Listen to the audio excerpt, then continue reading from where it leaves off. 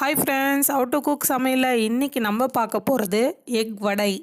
Egg வடைன்னு சொல்லலாம் இல்லை கட்லெட்னு சொல்லலாம். நம்ம எக் வடை எப்படி செய்கிறதுன்னு பார்க்கலாம் ஃப்ரெண்ட்ஸ்.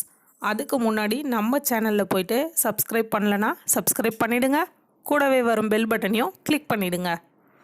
வாங்க ஃப்ரெண்ட்ஸ், இப்போ நம்ம எக் வடை எப்படி செய்கிறதுன்னு பார்க்கலாம். நான் இன்றைக்கி 3 முட்டையை நல்லா வேக வச்சு தோல் எடுத்து வச்சுருக்கேன். இப்போ இந்த முட்டையை நம்ம காய் சீவலில் வச்சு இந்த மாதிரி சீவி எடுத்துக்கலாம். நான் இந்த 3 முட்டையுமே இந்த மாதிரி சீவி எடுத்துக்கிறேன். இப்போது இந்த மாதிரி நம்ம சீவி எடுத்துக்கலாம். பாருங்கள், இந்த மாதிரி எடுத்துட்டு இப்போ நான் பெரிய சைஸ் வெங்காயம் குட்டி குட்டியாக கட் பண்ணி 2 வெங்காயம் எடுத்துருக்கேன், அதை சேர்த்துக்கிறேன். 3 பச்சை மிளகா பொடியாக நறுக்கி வச்சுருக்கேன், அதையும் சேர்த்துக்கிறேன். கொஞ்சமாக கருவேப்பிலை எடுத்துருக்கேன், அதையும் சேர்த்துக்கிறேன். கொஞ்சம் கொத்தமல்லி எடுத்துருக்கேன், அதையும் சேர்த்துக்கிறேன். இப்போது நான் Kashmir red chilli powder 1/2 spoon எடுத்துருக்கேன். நல்ல கலர் இருக்கும், காரமும் இருக்கும். அதனால் கரம் மசாலா 1/2 ஸ்பூன், மிளகு பொடி 1/2 ஸ்பூன், இஞ்சி பூண்டு விழுது 1 ஸ்பூன், உப்பு தேவையான அளவு. இப்போது நான் பெரிய சைஸ் ஸ்பூனில் கடலை மாவு 2 ஸ்பூன் எடுத்திருக்கேன். அதே ஸ்பூன் அளவில் 1 ஸ்பூன் அரிசி மாவு எடுத்திருக்கேன். அதே ஸ்பூன் அளவில் கார்ன்ஃப்ளவர் மாவு 1 ஸ்பூன் எடுத்திருக்கேன். ஏன்னா நம்ம கார்ன்ஃப்ளவர் மாவு போட்டால் கொஞ்சம் கிறிஸ்பினஸ் கிடைக்கும். அதனால் இப்போ நம்ம வடை டைப் பண்ணுறதுனால கடலை மாவும் அரிசி மாவும் சேர்த்துருக்கோம். இதெல்லாம் போட்டு நல்லா கலந்து விட்டுக்கலாம். நல்லா இந்த மசாலாலாம் கலரிட்டு அதுக்கப்புறம் கொஞ்சம் கொஞ்சமாக தண்ணி சேர்த்து நம்ம வடை பிடிக்கிற அளவுக்கு பிசைஞ்சிக்கலாம்.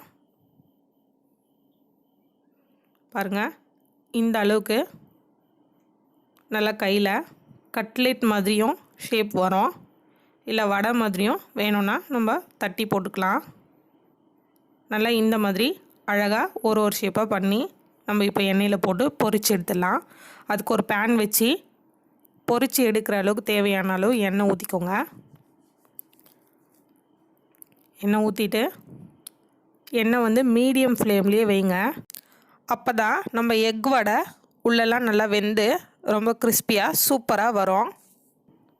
அதனால் மீடியம் ஃப்ளேம்லேயே இருந்தால் நல்லா கிறிஸ்பியாகவும் வரும், உள்ளெல்லாம் நல்லா வெந்து நல்லாவும் இருக்கும்.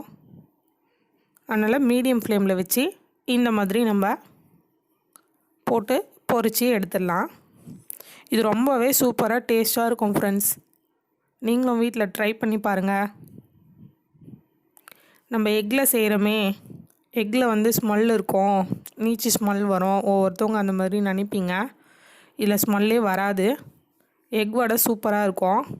நம்ம இந்த மசாலா எல்லாம் ஆட் பண்ணுறதுனால நல்லா கிறிஸ்பியாகவும் இருக்கும். நான் வடை நல்லா வந்ததும் எடுத்து பிரித்து காட்டுறேன், உள்ளெல்லாம் எந்த அளவுக்கு நல்லா வெந்து வந்திருக்குன்னு பாருங்கள். வடையோட டேஸ்ட்டு ரொம்பவே நல்லாயிருக்கும். நான் வீட்டில் செஞ்சு பார்த்தேன், ரொம்பவே டேஸ்ட்டாகவும் இருந்துச்சு. நீங்களும் வீட்டில் டிஃப்ரெண்ட்டாக வடை ட்ரை பண்ணி பாருங்கள், செஞ்சு பாருங்கள். செஞ்சு பார்த்துட்டு எனக்கு கமெண்ட்ஸ் பண்ணுங்கள் ஃப்ரெண்ட்ஸ். பாருங்கள், நான் எல்லாத்தையும் எடுத்துடுறேன். இப்போ நான் எடுத்துகிட்டு வடையை உள்ளே எந்தளவுக்கு வெந்திருக்குன்னு காட்டுறேன். பாருங்கள், எவ்வளோ சூப்பராக நல்லா கிறிஸ்பியாக நம்ம வடை ரெடி ஆயிடுச்சின்னு பாருங்கள். உள்ளெல்லாம் நல்லா வெந்து நம்ம முட்டையெல்லாம் அழகாக எவ்வளோ சூப்பராக தெரியுது பாருங்கள். நீங்களும் வீட்டில் ட்ரை பண்ணி பாருங்கள் ஃப்ரெண்ட்ஸ். கமெண்ட்ஸ் பண்ணுங்கள், ஷேர் பண்ணுங்கள், லைக் பண்ணுங்கள், அப்படியே மறக்காமல் சப்ஸ்கிரைபும் பண்ணிவிடுங்க. Thank you friends.